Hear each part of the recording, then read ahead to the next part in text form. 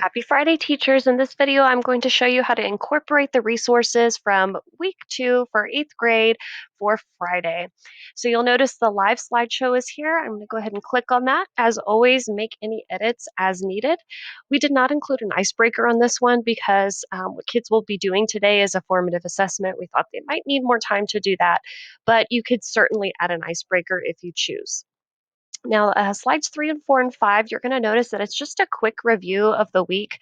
These are some screenshots from their assignments throughout the week just to kind of refresh their memory of what they've done thus far. So, their learning objective is still to identify and compare the reasons for colonization, but we're kind of just giving them an assessment over the week's learning. So, there's a couple of things that are in the assignments for today. First, there's a quizzes review game and then an actual formative assessment that they'll take in Schoology. So you can have the kids during the live session maybe go and take the quizzes, and then you can always look at their data and kind of see how they did, maybe go over any misconceptions.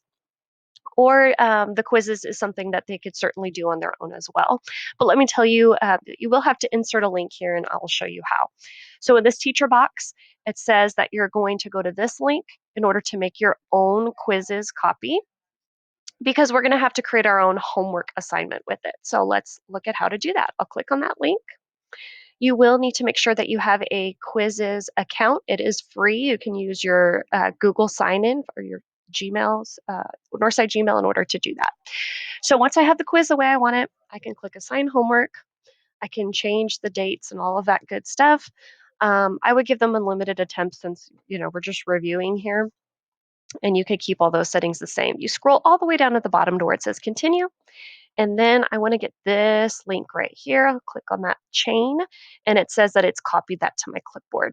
So now I go back to my live slideshow. I'll copy where it says this link. I'll right click, link, and then paste and apply. All right, now I want to change that font so that my students know that that link exists.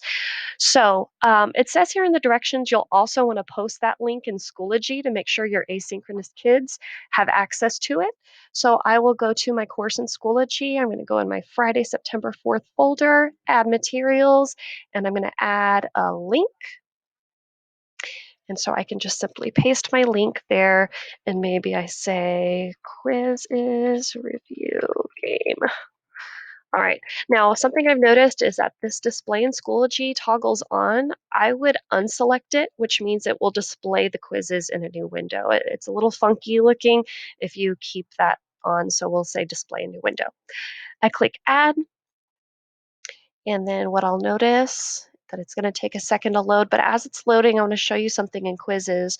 Once your students have taken it, you go to reports and you'll be able to click on that particular quiz, and I have no participants yet, but once you do, you'd be able to see how your kids are doing on that quizzes there.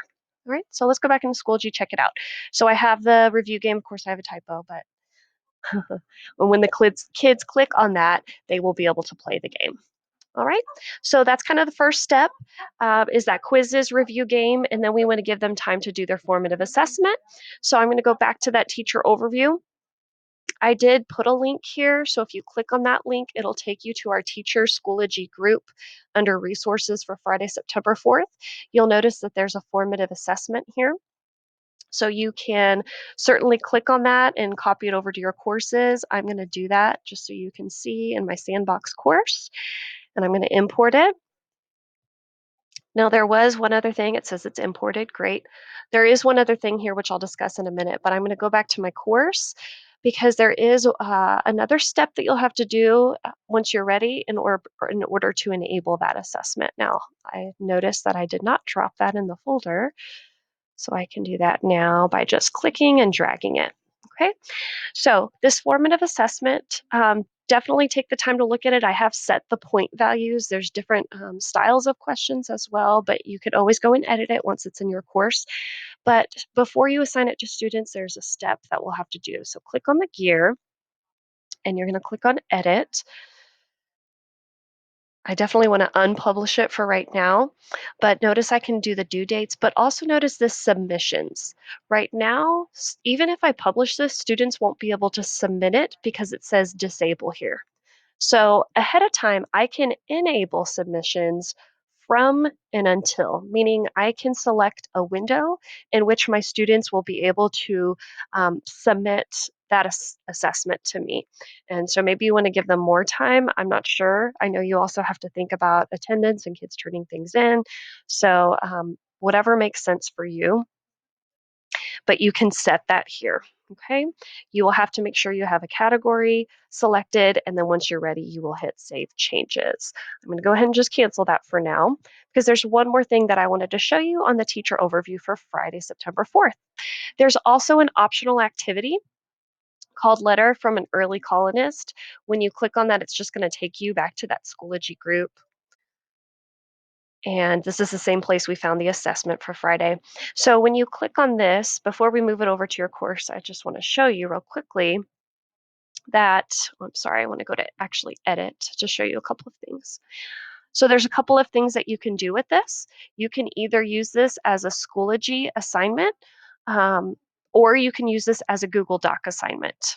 All right, so let me show you how you would just carry that over into your course and then use the two different options. So I'm going to click on checkmark, edit, and add to my course and import. Okay, it says it's been imported. So let's hop over to my course. Now, this is an optional activity, so maybe this is something that you consider doing with your pre-AP, for example. I'm going to drag it under Friday because, again, I forgot to do that step, but that's okay. All right, so now what I can do is edit this assignment. Let's say maybe I'm having my pre-AP students do this, okay?